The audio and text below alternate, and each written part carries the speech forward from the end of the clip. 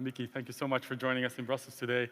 We're not going to talk about the success story of Wolt straight away, because I want to take you back a little bit further. We've known each other longer than Wolt has been around, because you used to be at Slush, one of the big events here in Europe, globally actually, and one of the inspirations for us also as event organizers. So I want to go back to the Slush days, because most people might not know about your event organizing days. Do you remember them at all? Yeah, I mean, I spent 4 years scaling Slush. Like my first one was some hundreds of people, and my last one was 14,000 people. And I was the CEO during that time, so it was my first growth experience, so to speak. Yeah, and is there anything that particularly happened during those years of building Slush that sort of became the foundation of you co-founding Wolt? Yeah, I mean, Slush for me was like a journey of scaling something from basically zero to today over 10 million of like revenue per year. So it's a pretty sizable event, and as an event production, it's bigger than the Eurovisions. And in terms of venture capital, I think it's the biggest venture capital event, at least in Europe, probably on the globe. But for me, Slush was like a growth company. You know, we had a small team of people. We didn't have any financing. We were living from like hand to mouth at the start. And you basically needed to be able to scale it. And we tripled the size every year during the 4 years that I was CEO, which basically means that you commit to a budget that's 3 times bigger than the revenue of last year, and then you trust that you're going to be able to, actually, sell the tickets and get the partnerships and everything by the time the event happens. And if you're wrong by, let's say, 20%, you go bankrupt because there's no balance sheet. I know the feeling, yeah. That was the experience of scaling Slush. So for me, Wolt was always a more relaxed operation from that perspective. I love that you call it relaxed. You're now in 25 countries outside of the Nordics where you started. Been around almost 10 years with Wolt, right? Like it's been quite a journey so far. Do you still remember the early days and sort of the startup phase rather than the scaling up phase? Yeah, I mean, I remember like I spoke with a local investor that tried to talk me out of like founding Wolt. He thought the idea was stupid as it was, that was like he said that like you at least have to be committed to this thing for 5 years. And I remember thinking, I was like 25 at the time, that like 5 years, that's absolutely crazy. And that was a decade ago. Right. But I remember the early days very well. Like our first office, where we had like our founding team of 6 people working, was 12 square meters, in size, and we spent the first like 9 months of our existence in that room, basically building product. And that's where you start. Like you have to start from somewhere, and most companies start in a small room somewhere, focused on building a product or a service. The garage stage, as they call it. What are some of the real, more concrete learnings that you've had sort of in the beginning? Because everyone sort of makes different mistakes, I guess, when they're building companies. Did you take a lot of inspirations from the entrepreneurs and the investors that you've met in your Slush days that you could use sort of in the early, let's say, 2 or 3 years? Yeah, I certainly learned a lot during the years I spent like building kind of the tech ecosystem out of the Nordics, as well as running Slush. I think there's a lot of like best practices that can be applied in like building, finding product market fit, or scaling a company, or building culture, or executing in the growth phase. And you can learn from other people that have done it in similar or even dissimilar companies. The thing I've learned is that like you don't really avoid mistakes for having learned from other people having made those mistakes, but you recognize your own mistakes sooner, because you're like, this is probably what he was or she was referring to. So definitely there was a lot of learnings that I took home from the years of like getting to spend a lot of time with people that have like been operators or founders or entrepreneurs of their own companies. Right. Well, you talk about mistakes. Can you be a bit more concrete? Because obviously there's going to be fuck-ups along the way. You can't spend 10 years building a company the size of Wolt without making mistakes. Any concrete ones that you want to pass on sort of to the audience not to make? Yeah, I think like I've learned the most when it comes to how to find product market fit. I think like initially when we founded the company, I was very naive about like how do you find like what I call like a magical product market fit. Like a magical product market fit is like something where you're releasing a product or a service and it just gets sucked in. You just feel like you're not pushing it, it's pulling you. That's when you know that you have like a magical product market fit, that you are able to produce something in a time where there's a void that you are filling, where there's a need that is kind of sucking in what you are providing. And like initially, I think we were really naive about like what is a great product market fit. Like your starting point as a techie oftentimes is that I would love to use that kind of a service, but it doesn't mean that like that's going to be applicable to a bigger audience unless you're building a product for techies. And that is the biggest learning for me. And like in our case, like we build a hyperlocal service, so we need to rediscover product market fit in every country and every city where we expand to. Like, how do you get like the selection, the convenience, and the customer experience right? The affordability bit. How do you find your first like merchants and customers and couriers, and how do you scale that? And how do you hire your team? And what are the right roles? And how do you convince them to join the company when no one has heard of the company and so forth? So we've had to do it now in 25 different countries. And especially at the start, when no one really knew of us, like, it was very difficult to do. Even today, when we launch a new country, most consumers don't give like, anything about, how much funding you're raised or how big of a name you're in the tech circles.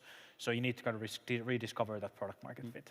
So there's no like playbook or blueprint that you can use for every country? There's a playbook. All of them. There's a playbook, and that's ultimately what you build as a company like ourselves. You basically codify, how do you do this successfully over and over and over again. But the big key learning is about like how difficult it is generally to find a product with a great product market fit. And I think like one thing I've learned over the years is that like there's a lot of things that make sense as an add-on to something else, but are independently very difficult to build into a successful company. And this is something I think about like often, like, is this something that enables you to build like a standalone company or a platform? Or is this something that, yeah, it makes sense, it produces value, someone is going to make it work, it is going to happen, but it's very difficult or very expensive to make happen as a standalone business. Like quick commerce companies and grocery delivery is a very good example. Like it's extremely difficult to build a standalone company with that.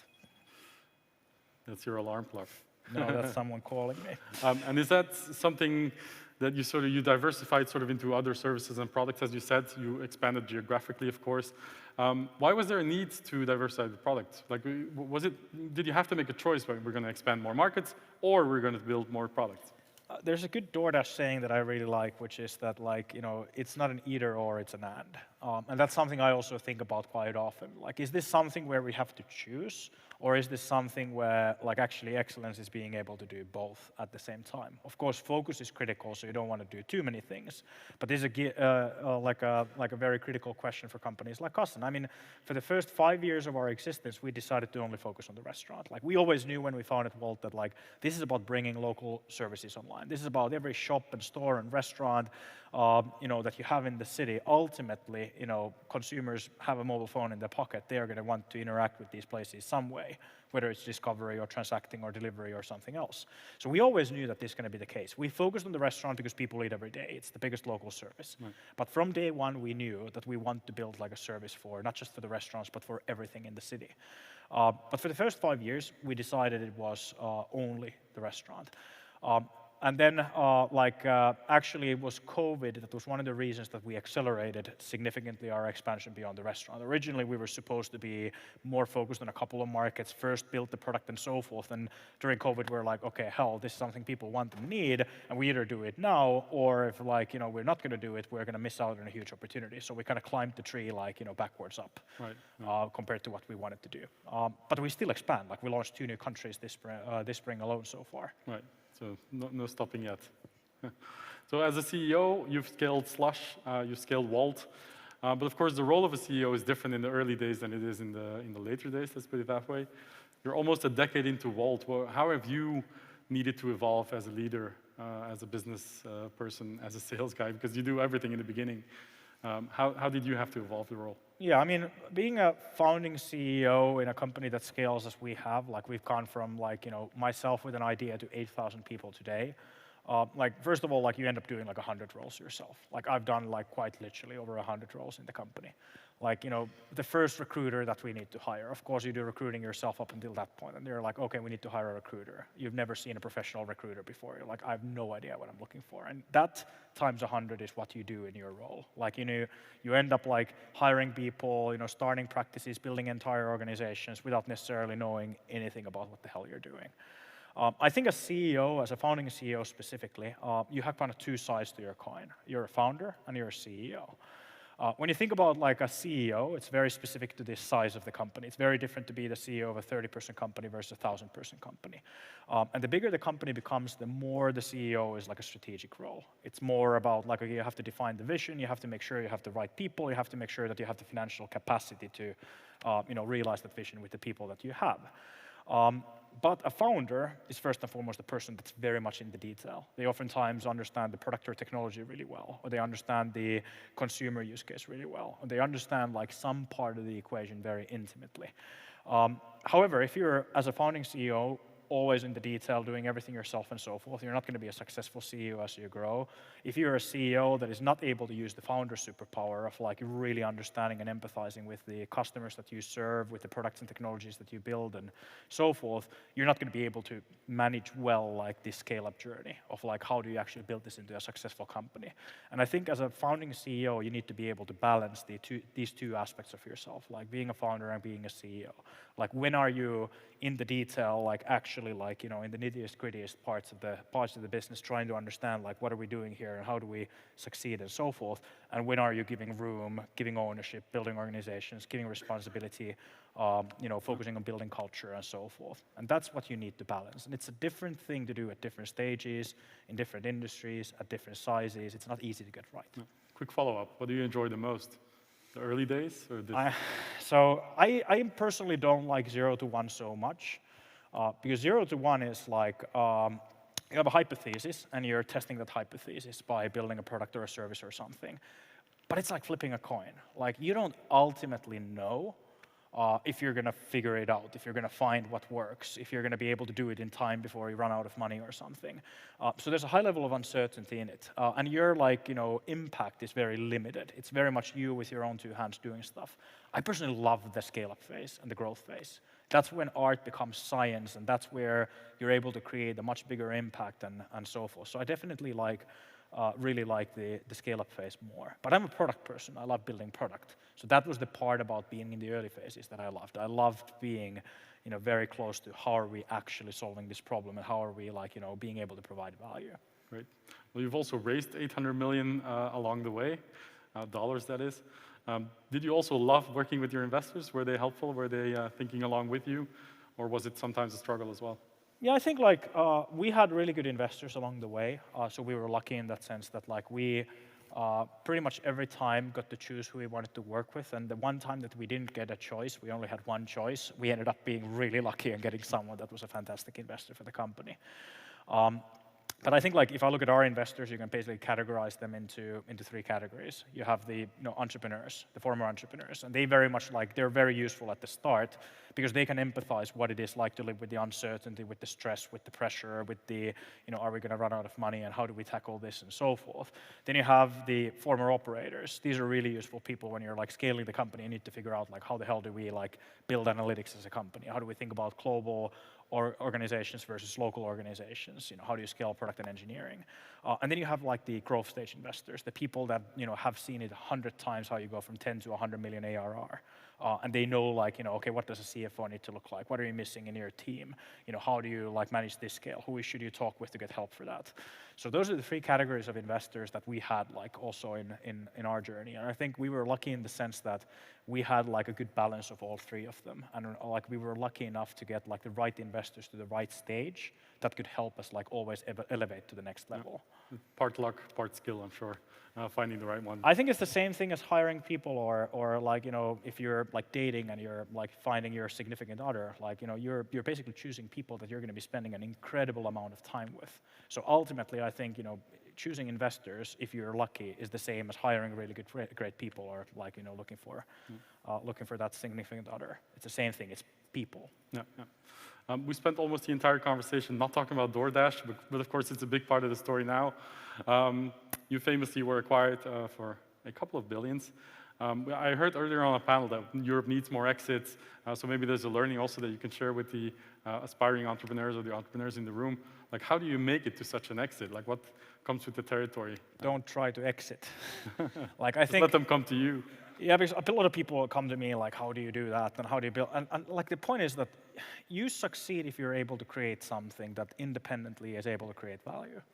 Like that's how you create value. Like, I think being able to, have opportunities on like the sell side usually means that you're like able to succeed independently as a company. You can IPO and so forth. And I think you should just focus on building like a great company. That's the starting point. I like to say that you can't sell a company, you can only buy a company. Like this is not a business where you can sell something. No. I think transaction is very different. Like in our case, it's very much a partnership between DoorDash and Wolt, because like, you know, for DoorDash, this was about being able to build a global company and having a team and a product and a capability to do that, while also, you know, building and scaling one of the biggest like local commerce platforms in the world, if you look at the US. And for Wolt, this was about being able to do more together than what we could do on our own, what we could do like following our IPO path. That was the alternative. It's also reflected on your LinkedIn. You're not just the co-founder and CEO of Wolt, you're also head of international for DoorDash. Yeah, so I kind of report to myself in that role. Well, that's good. Hopefully you're tough on yourself. But I wanted to ask also, because DoorDash, the acquisition happened when we were still in boom times. It was an all-stock transaction because they were publicly listed. And of course, since then, the stock market has all but collapsed, right? And DoorDash has seen its value significantly shrink along the way as well. So does it have an effect on you, the morale of the team, sort of the early investors that were hoping to cash out and all of that? Did it have a big impact? I don't think so. Like, I think in our case, like the reality is that, you know, I've been doing this for almost a decade now. Like, I'm a builder first and foremost. Like, a lot of people ask me, like, what are you going to do next? And I'm like, I'm doing this thing next. Like, I'm in the management team of a stock-listed US company that's like one of the most significant consumer services in the country, and we have an amazing global opportunity. Like, you know, this is what I'm building. So I think, like, first and foremost, this is about like being able to build something over, you know, many years. And like, you know, we closed the transaction less than a year ago. Like, we are only at the very start of this journey. And of course, like, you know, by this time, I've also seen the markets go up and down.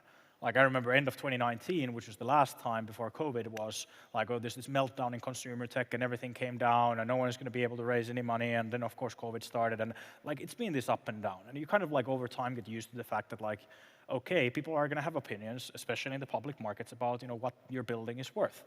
But ultimately, what your building is worth is what you're going to be building. So rather focus on the building part, not on the what is the short term like a perception of what that is worth. So I think that's kind of my own perception. And if I look at our team, like, you know, I'm incredibly proud about the fact that we have a really committed team when it comes to what we're building. And I think for Wolt, like, you know, if you talk about an IPO, it has the word initial. And I think the DoorDash transaction for us was very much like something initial. It's still a starting point of something much bigger that we can build. Yeah, just part of the journey, I guess. We're quickly running out of time, but I did want to highlight, you can't come to Brussels without talking about regulation. And of course, it affects you because the gig economy, you know, discussions that have been going on. Do you follow that very closely? Do you try to have an impact there? And do you like the direction that it's going in? Yeah, I mean, we have a great team of people working on when it comes to policy, which is something I remember when Samuel, who's here somewhere, who was our first policy person, joined Wolt, and I was like, I have no idea what policy is as a starting point. But the thing is that if you're able to build something significant, the reality is that you are supposed to have scrutiny for it. That's how the world works. And I mean, if I look at us, like, you know, we work with, for instance, we work in 17 EU member states. We have over 100,000 people working as couriers in those member states. We have tens of millions of customers. We have, like, you know, out of the 100,000 merchants that we work with, they employ around 1.2 million people. And out of their sales, around 28%, according to our studies, is like platforms like ourselves. Like, it's a huge impact if you think about it. Yeah. So of course, there is going to be scrutiny. That's one thing. But of course, there also needs to be a regulation when it comes to, like, how do you make sure platforms like us are operating in a sustainable manner? So I kind of take that for granted. And my personal perspective is that regulation is a good thing. Because regulation basically sets boundaries for, you know, how do you compete. And what I don't enjoy in our industry at the moment is that we don't have a good regulation in place for this kind of work. Kind of makes sense, like, you know, you didn't have this kind of app-enabled work when employment regulations and whatnots were made 100 years ago. So there's not a good regulatory framework. What that means is that it leaves too much up to companies like us to define, you know, what we do. For our company, we want to do the right thing. So we're self-regulating. We're thinking about, okay, how do we get this balance right between the freedom and flexibility of having an app that you open whenever you want, accept and decline tasks, and so forth, but also meaningful earnings, protections, and safety nets.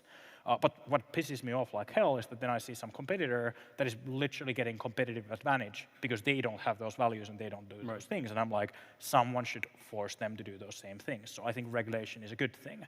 I think the important thing is that you should regulate with the subject in mind.